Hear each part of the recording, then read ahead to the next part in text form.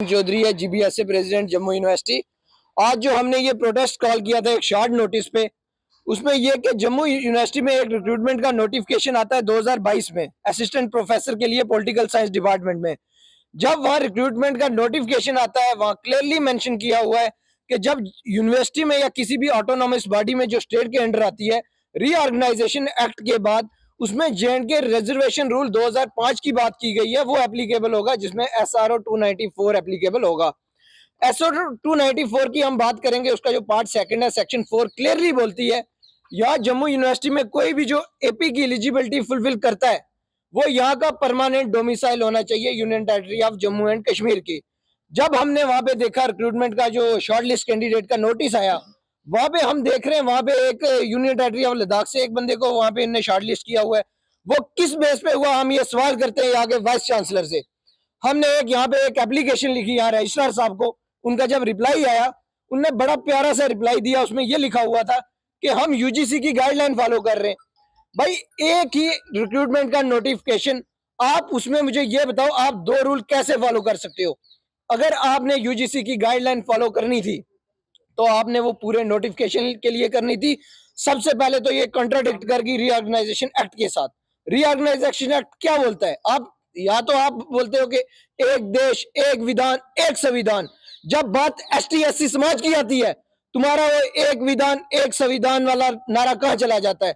लिहाजा जो ये डिस्क्रिमिनेशन, जो ये भेदभाव जम्मू यूनिवर्सिटी के द्वारा किया जा रहा है हमारे आदिवासी समाज के साथ, दलित समाज के साथ, इसको खत्म करना चाहिए।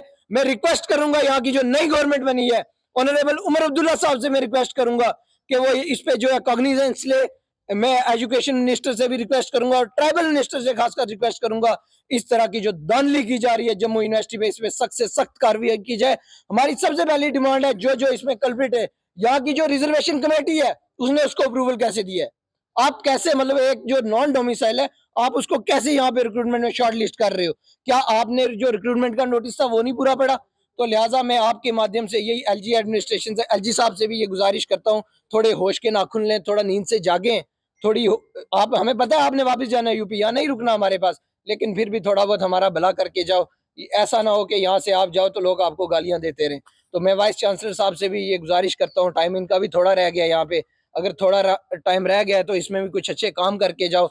जो हम यहाँ के जो स्टूडेंट हैं, यहाँ का जो बैकवर्ड क्लास के स्टूडेंट है, वो इस बात को मतलब याद रखेंगे कि वाइस चांसलर था उसने कुछ काम किया। जब भी यहाँ वाइस चांसलर से मिलने आओ, वाइस चांसलर साहब भद्रवाह है, डोडा है, यार आपने पिकनिक स्पॉट बना के रखा हुआ है, क्या पैसा जो है कहाँ जा रहा है आप ये बताओ ना। हम इसलिए देते हैं कि वाइस चांसलर यहाँ से बाहर आए, हमें सुने, हमारी बात सुने। हम 3 बार यहाँ एप्लीकेशन लेके आए, गेट को ताला लग जाता है। आप अभी भी देखो इनके गेट को ताला लग गया है। नहीं बताओ ना, ऐसा क्या डर है वाइस चांसलर को हमारे से कि यहाँ पे ताले लगाने पड़ जाते हैं? तो लिहाजा मैं यही बोलूंगा, जितने भी लोग यहाँ की रिजर्वेशन कमेटी बनी थी उस पे भी एक बार इन्वेस्टिगेशन की जानी चाहिए, ये किस बेस पे जो है ये रिक्रूटमेंट जो है की जा रही है।